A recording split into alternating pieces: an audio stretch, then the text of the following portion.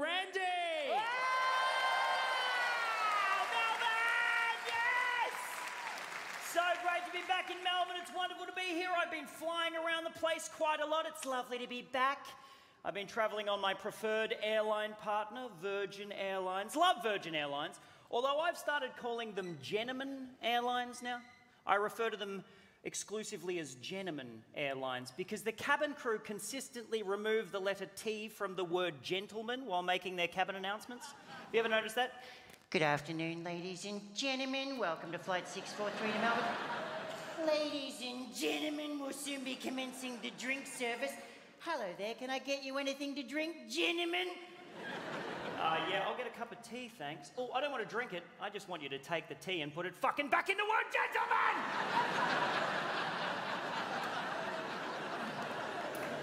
But you've been travelling around a bit. I was in Sydney recently getting a haircut. That was good. And the woman who was cutting my hair, she had a British accent, right? We got to talking. Turns out she's been here for 18 months. And the conversation turned to working visas. Now, I don't know if you know this, but if you come here on a tourist working visa and want to extend it for a second year, the Australian government make you go to the middle of nowhere and work on a farm for 88 days for, like, no money. It's awesome. Have you heard of this? Right now, there's some dehydrated, lobster-red English backpacker in far north Queensland just going, "Please don't make me pick any more pineapples! I just came here to see Ramsay Street, you bastard!" Anyway, so we were talking about this, and I'm always fascinated. I always ask people their experiences around this because inevitably they're fucking horrific. So I said to her, "Where did you do your rural work placement?" And this is true. She said to me, "I didn't actually do it. I just said I did because they only check up on 1 in 10 people, and I totally got away with it." And then she said, "Yeah, what do you do?" And I said, "I work for the Department of Immigration." She's like, "Oh my God, really?" And she started shaking, and I was like, "No, not really, I'm a comedian." She did not find it very funny.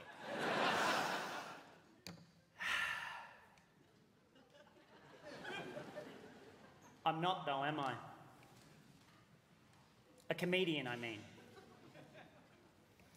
I'm not real. Look, I'll prove it. Yep. It was me the whole time. You knew that? For 10 years I've been playing piano, operating a puppet and singing 2-part harmonies all on my own. Now I want the credit I deserve. I am the world's greatest ventriloquist. What the fuck are you doing? Randy. What's that? Nothing. Have you cloned me? No. You bloody have! You've cloned me, you sick bastard! Well, I didn't get a spot on the gala. I had to do something. You got to go to Papua New Guinea. I was doing that for Oxfam. We're all doing this for fucking Oxfam!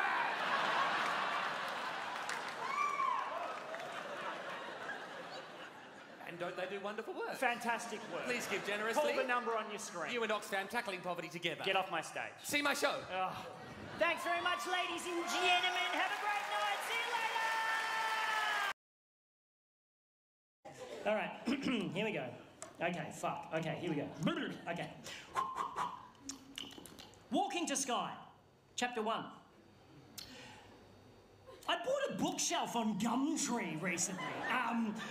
It was an amazing experience. I'll quickly tell you about it and then I'll read the book. But I found it strange because it made me start to think about the way, like, our methods of communication have sort of changed over the years. You know, in the old days, if you wanted a bookshelf, you'd just go see Gareth the bookshelf guy because he was the dude in your tribe that made the bookshelves. He had a little bookshelf cave. He was reputable.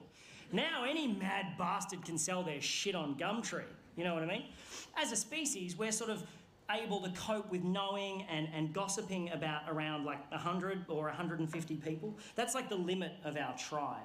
Any more than that, it starts to get confusing, which is why we created abstract constructs like territories and deities to unite larger groups of people under an imaginary common factor. And it works a treat because we only really gather en masse on special occasions. But I think like social media and it's fucking all that up, you know? I don't think we're able to deal with the thousands of people we're connected to on a daily basis, and as a result, we neglect our immediate 150, you know?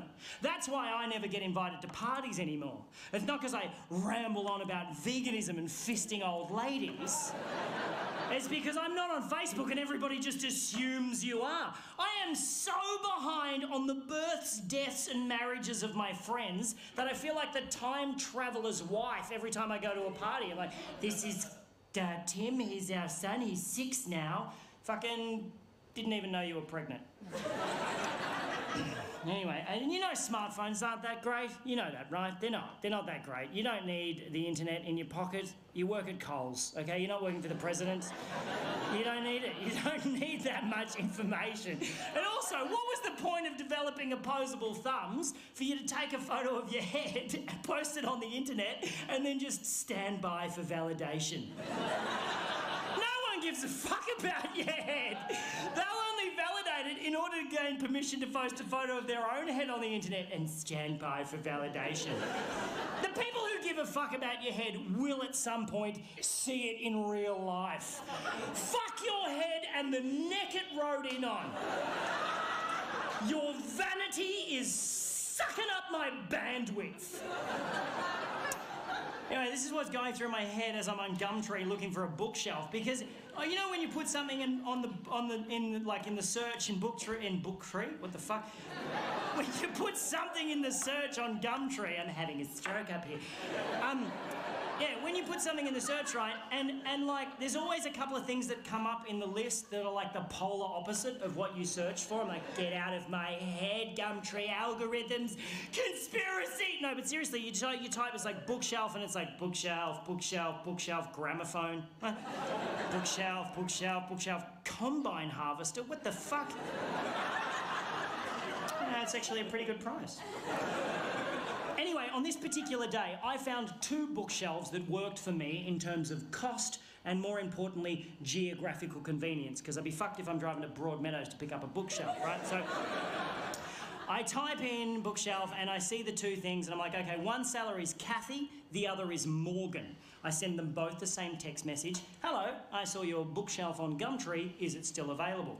Kathy texts back straight away saying, sorry, it went this morning. That's cool, Kathy. I'm sorry I gave you an annoying voice in the retelling of this story. Morgan's response came through a couple of minutes later and simply read, it was my wife's bookshelf. How do you respond to that?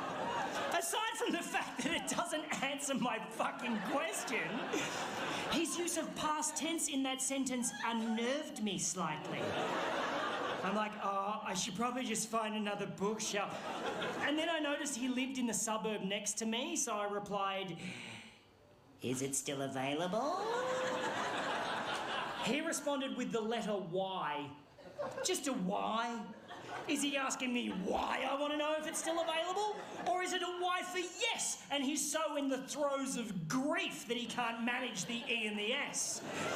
I assume it's a Y for yes, so I respond, cool, I'll take it. When's a good time to come and pick it up? No reply for 15 minutes. I'm like, oh, he's forgotten about me, fuck it, I'll find another bookshelf. And then when his reply actually does come through, I realise he spent those 15 minutes crafting his response because it's a fucking thesis. He must have felt so bad about only using a single consonant in his previous text that he just massively overcompensated with this one. Also, for some reason, felt that the use of punctuation entirely unnecessary. So it's just one obscenely long sentence which reads, you must come and pick up now. I only have short time here at house and also it wide. So bring van or trailer and there stair. But I can help you carry downstairs. If you come park out front, walk up past ring bell and I will help you carry it to trailer or van. I only accept cash and if you do not come now, I will sell it someone else.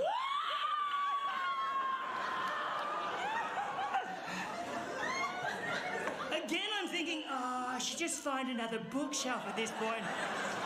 But now I am fascinated by Morgan, and I simply must meet the man. So I drive over to his house. Oh, before I left, I sent him a message saying, cool, I'll be there in 10 minutes. He replied, okay, but spelt it O-K-A-Y, which just fascinated me more that he'll use 4 letters to spell a 2-letter word, but only 1 letter to spell a 3-letter word. Morgan is off the fucking chain!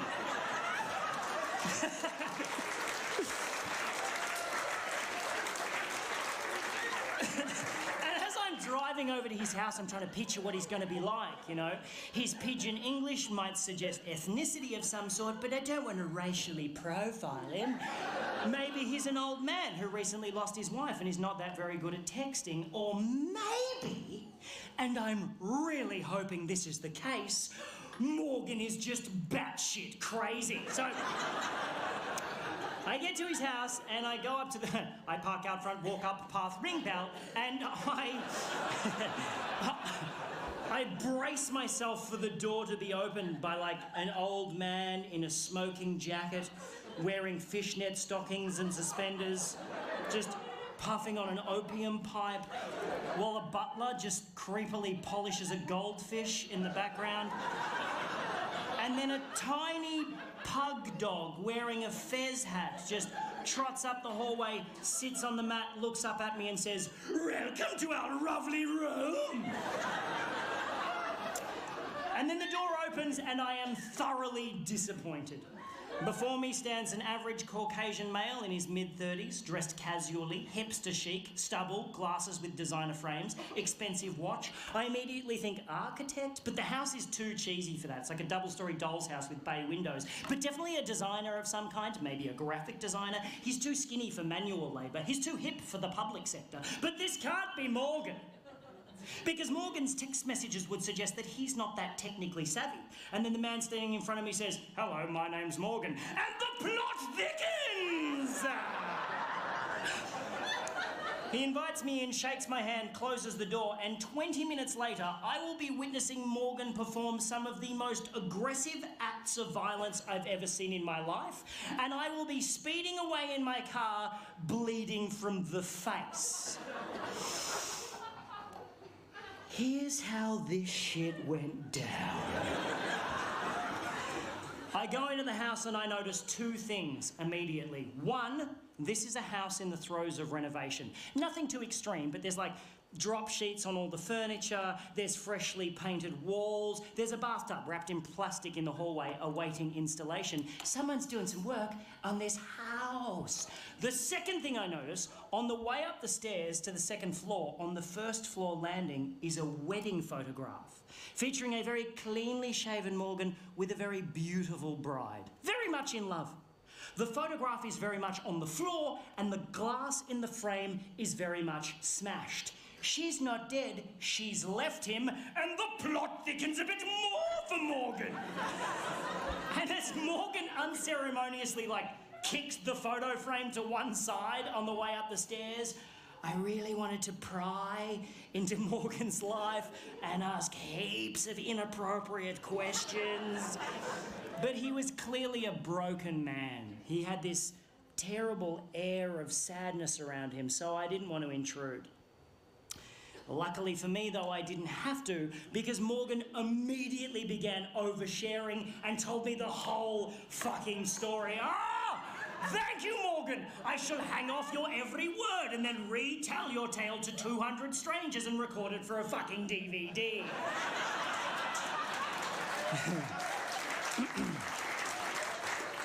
He is a graphic designer, yes, and he's really good at it. He does massive rebranding campaigns for large corporations. He gets flown all over the world doing this shit, right? About 4 years ago, a woman hired Morgan to rebrand her florist business, and he did such a great job, she married him. And he thought everything was just fine, until about 3 months ago. Morgan had to do a presentation in Sydney, right? But he was on his way home from overseas and he got stuck in Dubai due to a flight cancellation. So rather than cancel the meeting, Morgan suggested to these businessmen in Sydney that they do a Skype chat because he's so technologically savvy despite his fucking baffling text message style. So Morgan checks into a hotel, cracks open his laptop and starts Skyping with this room full of businessmen in Sydney who are all watching Morgan on a massive screen on their boardroom wall, right? And everything's going great. Morgan is totally nailing it until about halfway through, he realises that a file he wants to show these dudes is on the desktop of his home computer back in his home office in Melbourne. And he decides to live share the desktop of his home computer on the Skype chat. He knows how to do that. He can control his computer remotely from anywhere in the world. It's not particularly new technology, but Morgan makes it sound so impressive. So this room full of businessmen are all watching keenly like, oh, Margaret, bring in some biscuits. There's some newfangled shit going on in here. As Morgan clicks a few buttons and brings up the desktop of his home computer on the Skype chat. Now, what Morgan doesn't realise is that his wife has been using the photo booth app on that particular computer to take pictures of herself, to take naked pictures of herself, to take naked pictures of herself doing some pretty fucked up shit. It's embarrassing to say the least. Just as Margaret came back in with the biscuits, I've got you the... Now, those of you who are familiar with the photo booth app will know that how it works is it accesses the built-in camera in your computer and with a click of a button takes a photo of you when you're standing in front of the screen. And if you know that, you'll also know that if you leave that application open, the camera also stays open, witnessing whatever may be happening in front of the computer in real time, such as your wife in your home office fucking your best mate.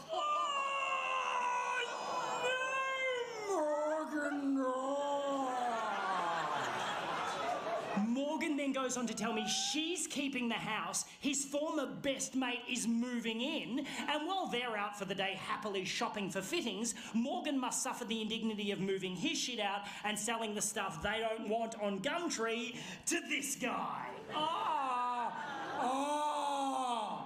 It's at this point of the story that Morgan starts crying. He breaks down, and I do not blame the man. It's fucking horrible, and I just want to give him a big hug and say, everything's going to be all right, Morgan. But I am holding the full weight of a bookshelf halfway down a set of stairs, and Morgan is the only thing stopping that bookshelf from caving my face in. I was like, Morgan!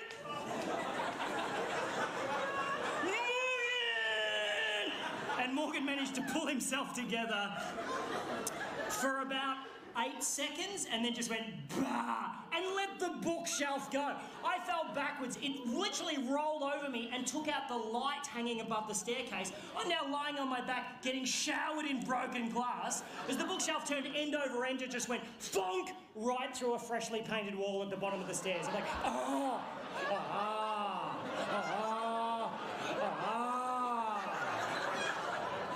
I've got a tiny cut on my forehead, which is just pissing blood for some reason.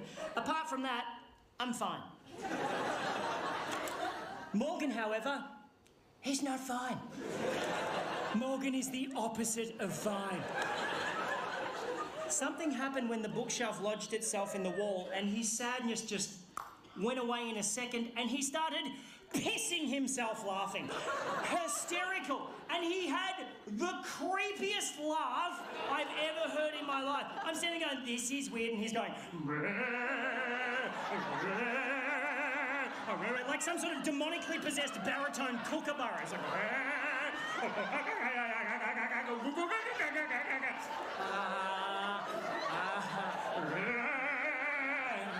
can I still have the bookshelf? He's like, yeah.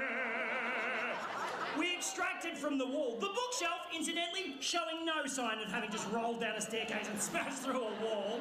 We carried it out to my car. We had to stop about 6 times because Morgan was like, hang on a minute. We got it to my car, put it on the trailer, and Morgan was in such a great mood, he let me have the bookshelf for free. Oh!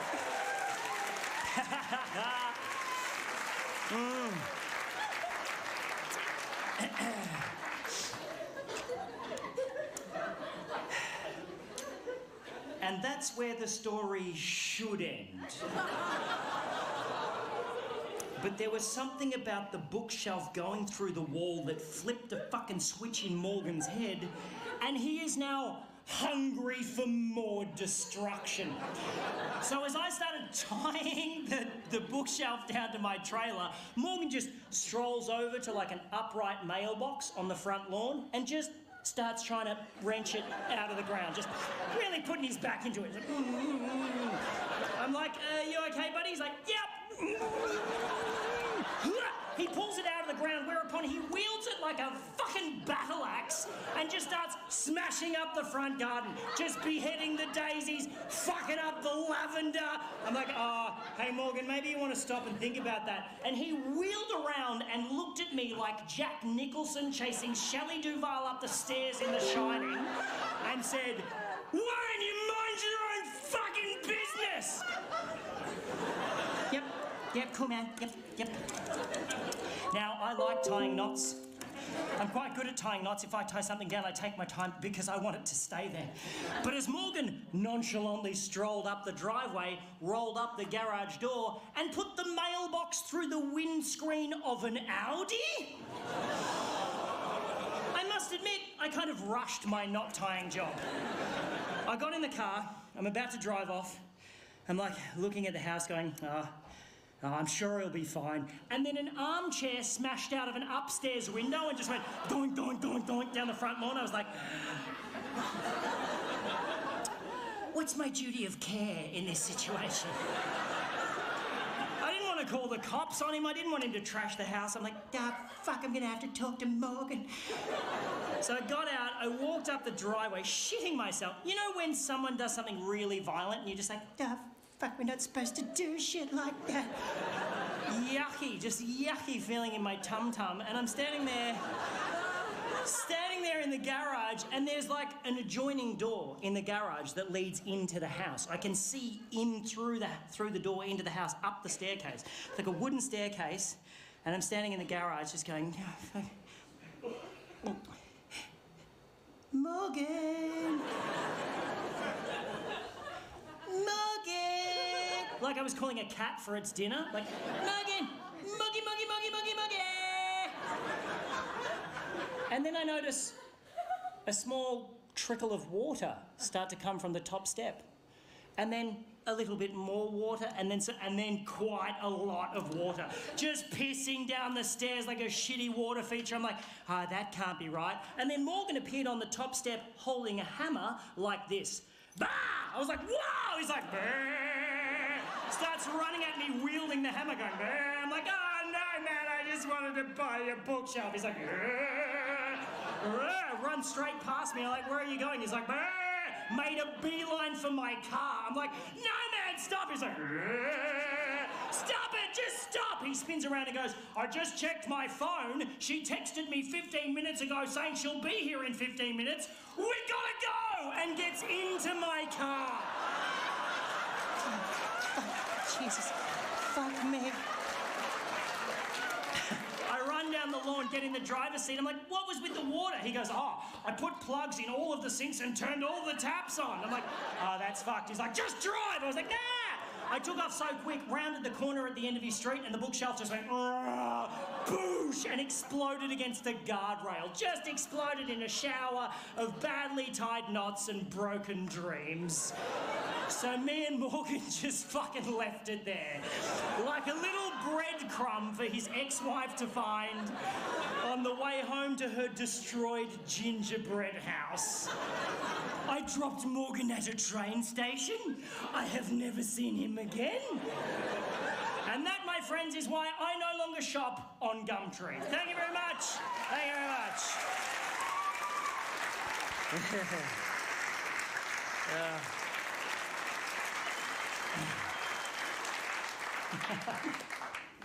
Fuck. You know my favourite bit of that story? I just made it up. Yeah, it's not true. There is no Morgan. It's very unsatisfying, isn't it? But I saw him in my head. I saw Morgan in my head.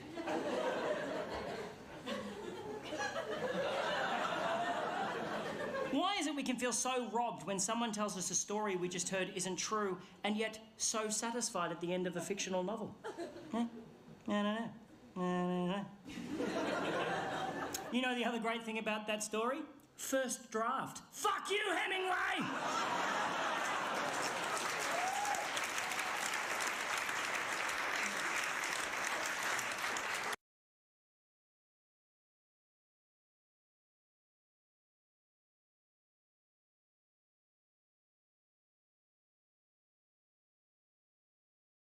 I'd be a lot better off if I would have studied more when I was growing up, you know? But you know where it all went wrong was the day they started the spelling bee. Because up until that day I was an idiot, but nobody else knew, you know? When the spelling bee day, you know, popped up. All right, kids, up against a wall. It's time for public humiliation. Spell a word wrong, sit down in front of your friends. You know, that's great for little egos. Hey, look at me, I'm a moron. I wasn't even close. I was using numbers and stuff. That's why I admired that kid who spelled it wrong on purpose so he could sit down, you know? He knew he wasn't going to win, so why stand there for 3 hours? First round, cat, K-A-T, I'm out of here. Then as he passed you, I know there's 2 T's. I remember my teacher asked me, Brian, what's the I before E rule? I before E, always. What are you, an idiot, Brian? Apparently. So she explains it, no, Brian, it's I before E, except after C, and when sounding like A, as a neighboring way, and on weekends and holidays, and all throughout May, and you'll always be wrong, no matter what you say. That's a hard rule. That's a rough rule. Plurals were hard, too. Brian, how do you make a word a plural? You put an S. You put an S at the end of it. When? On weekends and holidays. No, Brian, no, let me show you. So she asked this kid who knew everything, Erwin, what is he plural for ox? Oxen. The farmer used his oxen. Brian, what? Brian, what's the plural for box? Boxen. I bought 2 boxen of donuts. Oh, no, Brian, no. Let's try another one. Erwin, what is he plural for? Goose. Geese. I saw a flock of geese. Brian, what? Brian, what's the plural for? Moose. Moosin. I saw a flock of moosin. There are many of them, much moosin. Out in the woods, in the woodsin. The meat's wanting the food. Food is to eating, is it? The meat's wanting the food and in the wooding in, is it? And the food in the wooding, is it? Brian. You're an imbecile. Imbecilin'. What, are you speaking German, Brian? German. Jermaine. Jackson. Jackson 5. Tito. Brian, what the hell are you talking about? I don't know, really. I think the worst day was the day the science project was due. Waking up that morning, that was fun, huh? Yeah. Your head'd pop off your pillow. Oh, no. That's due today. I had 9 months to work on it. I did nothing. A cardboard box. A boxing. And you'd show up, you're scared because you don't have anything good, and you find out all the other kids, their parents made theirs for them. I hated that, you know? They're backing them in on flatbed trucks.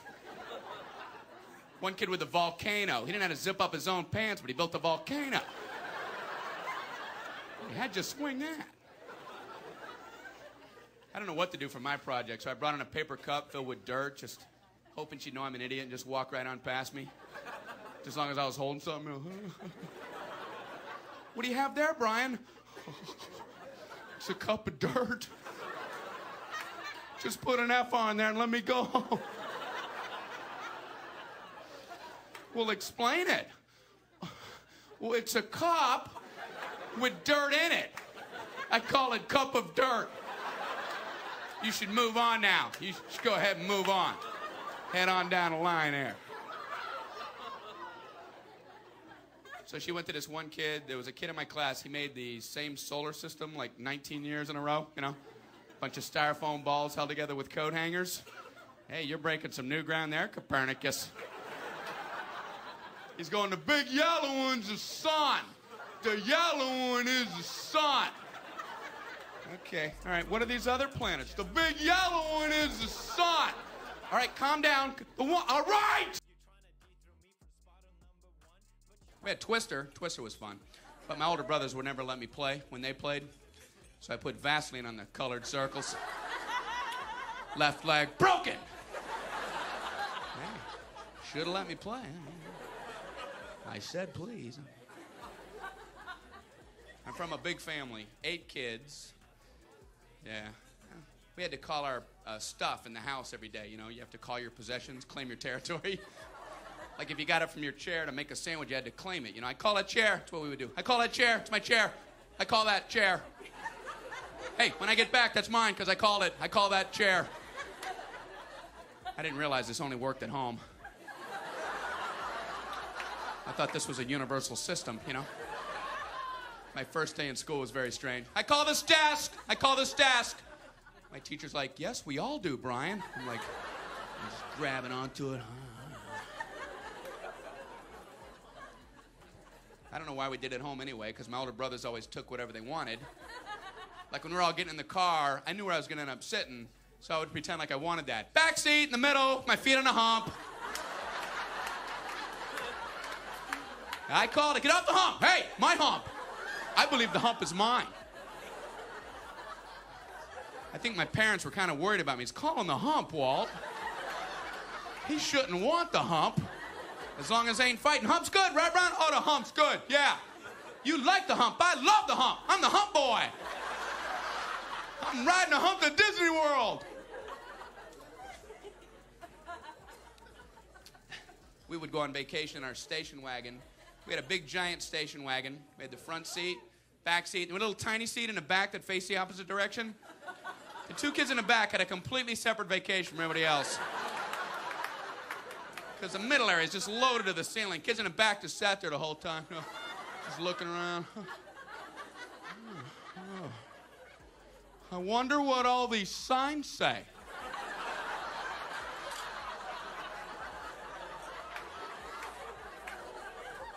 And you'd spend most of the trip trying not to make eye contact with the cars that came up close behind you. You know, you're looking at them, oh, look down at your shirt. Oh, there he is, okay. Scratch your shoulder.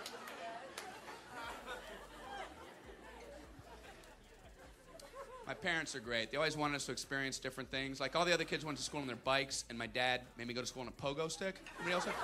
Did anybody else have? I was always late, you know, because I had a basket on there. I have to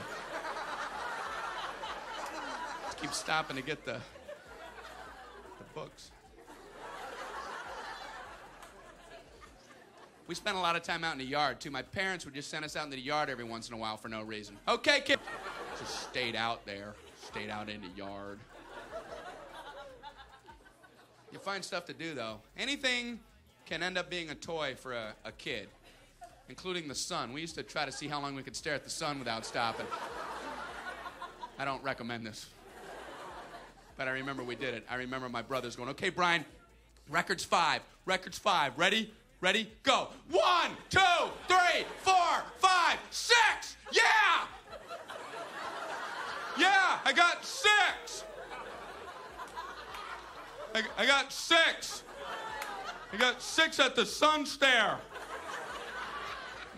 My parents are like, hey, Brian, don't do that. Yeah, it's just about to stop. Just about to find another activity. That's not a good activity. That's what we were supposed to come up with. That's the language my mom used with us, you know. We're 4 years old. Come up with a good activity. You know, we're like sitting in mud. Is this a good activity? Activity? One of our activities was making bike ramps out in the street, because that's where all the cars are. You put a cement block out in the middle of the road, you angle a piece of wood up to it, and the object was for one kid to get on his bike, ride as fast as he could, and see how high he could go. And that's as far as we planned. It wasn't until the first kid was like flipping in the air. What happens now? We don't know. He'd hit a mailbox. We had a bunch of 9-year-old paramedics running up. We didn't know what to do. We get up there. Get some leaves. You do what you can. Hey, that was the easy part. The hard part was being the kid that got sent in first to calm mom down before you dragged in the actual banged up brother. You'd have to be the point man, you know? Go tell mom. Oh, no. It's your turn. Oh. So you'd have to run in. Hey, mom. Oh, okay. Everything's fine. You know, she bought that, yeah. Everything's fine. I just want to run in at full speed and, you know, say hi and, okay, so, oh, you know Kevin. Oh, okay, of course, okay. Well, you know how, like, his right arm, usually it bends, usually it would bend like that? Okay, it's not bending like that right now. And it's no big deal, because we already looked at it, but we were thinking, since you said that you had to go get milk later anyway, so we were thinking since you have to go anyway, then we were all thinking if when you go, if you just might want to take him to the hospital.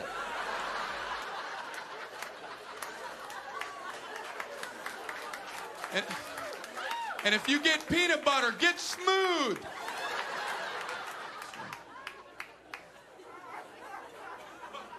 I like watching fishing on TV. You ever?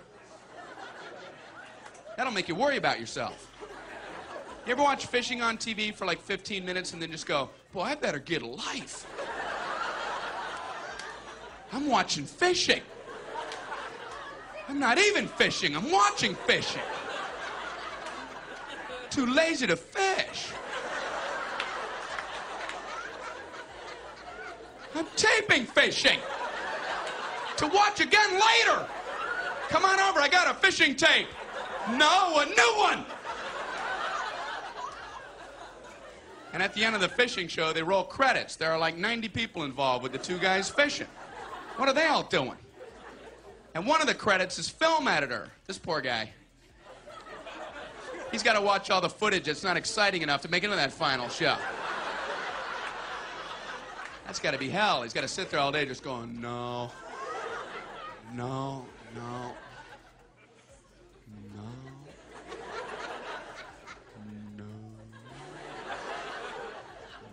Fast forward. Oh.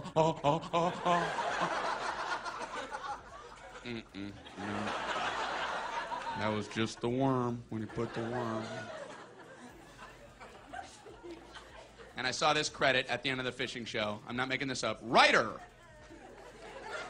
I swear, there's a writer for the fishing show? What's he writing? Ooh, she's a beauty. Typing it out. Zing!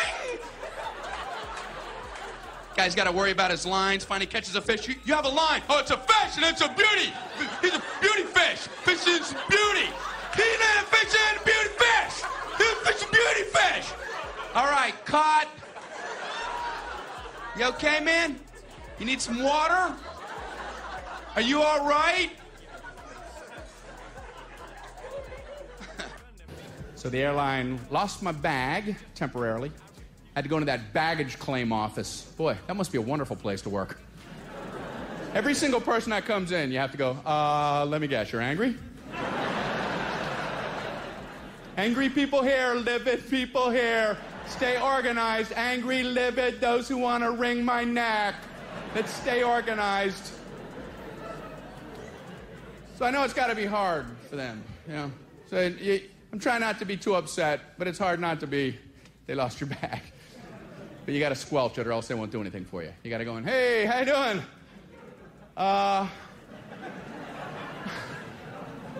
Yeah, my bag? Yeah, I gave it to you guys a few hours ago.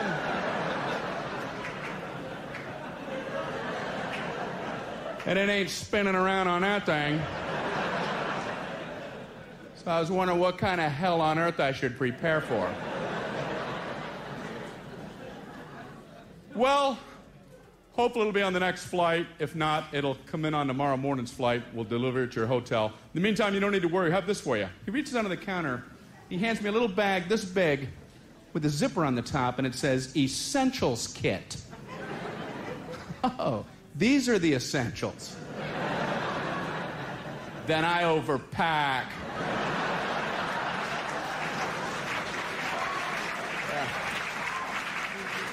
I thought I needed all that stuff I meticulously put in my suitcase. I stand corrected.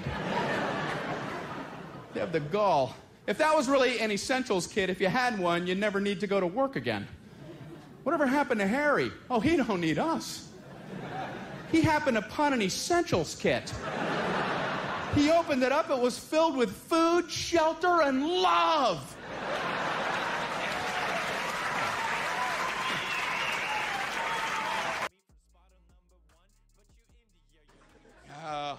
My parents didn't know what to do with me. They got me into Little League Baseball. I played out in right field because I stunk. But you don't know. You just show up, you know. Oh, I got my glove.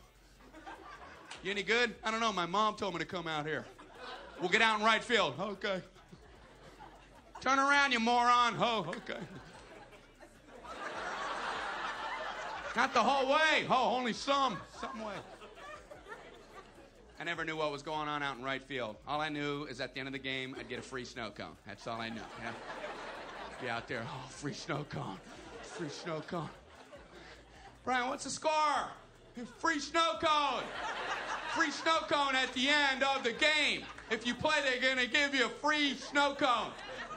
Even if you play half game, you get the whole, you don't get a half snow cone. You get a whole snow cone for half the game. The people that play whole game get a whole snow cone, and the people that play half game get a whole snow cone. So it's always whole snow cone. So I'd rather play half game. Still get the whole snow cone. How many outs, Brian? Grape! I'm gonna get grape or cherry. They're both favorites. So either one is good. If they have both, I'll get grape though, because that's a little more favorite. But if they don't have grape, it's like, oh, that's fine, because cherry's favorite anyway, you know? So it's like another favorite, but not as much. Not as much favorite. But they're both good. They're both good.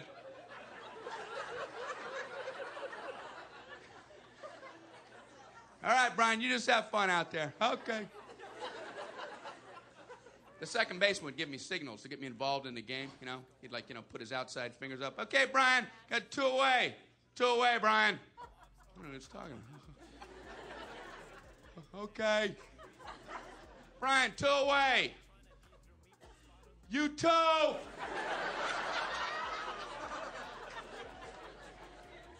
And our coach would yell from the dugout every now and then, you know. Hey, guys, let's hear some chatter out there. Let's hear some chatter. What are we, rabbits?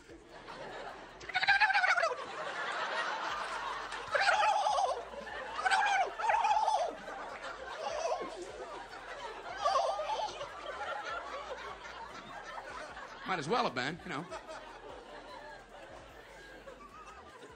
Chattering is saying, hey, batter, batter, over and over again. I don't think I ever felt like more of an idiot my whole life. Out in the field going, hey, batter, batter, hey, batter, hey, batter, batter, hey, batter, hey, batter, hey, batter, hey. Hey, batter, batter, batter, hey. Hey, coach, is there a point to this? What is that, for the batter's benefit? Hey, batter, batter, hey, fielder, fielder. Hey, batter, batter, batter. Hey, fielder, fielder, fielder. They're communicating. And as the ball got to him, we're all supposed to lean in and go, hey, batter, batter, swing. Like, you couldn't get a hit when you yelled that. Oh! It's like swinging up. Did you hear what they yelled, coach?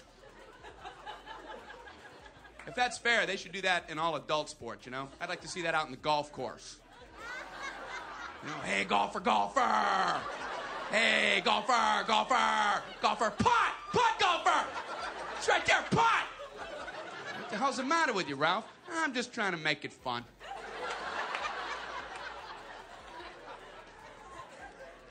Why do you learn that? Are you supposed to apply that later in life? Hey, lawyer, lawyer. Hey, lawyer, lawyer, lawyer. Hey, lawyer. Sue! Sue, lawyer! Bus driver, drive, drive! Shift, bus driver! What the hell's the matter with you? I learned that as a kid. I was just applying it. The only compliment I ever got in Little League Baseball was, good eye, Brian. Good eye, Brian. Yeah, hell, thank you. Good torso. I noticed you during the trunk rotation.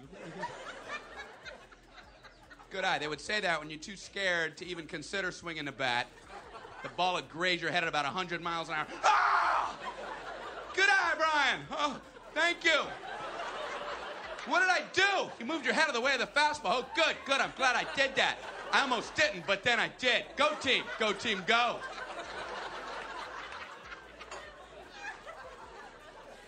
I used to get scared getting up to bat.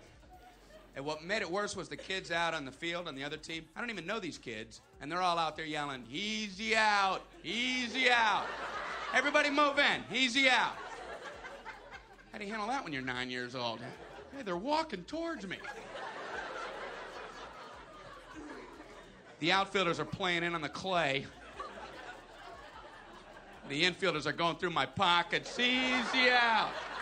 Easy out. I'm like going, hey, that's my gum.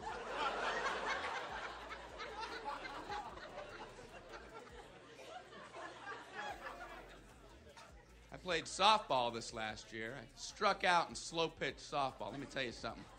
It's not a whole lot more humbling in life than striking out in slow pitch. Walk back to the dugout, you know, your teammates are older than Little League. They try not to laugh, but it's kind of hard not to. You know, you sit next to them, they're going... What can they say? Wow, he throws a wicked 12-foot arc. It's hard to hit in only 3 tries. Should be a bigger ball. Should be a kickball. We should play 10-strike kickball. That's what we should.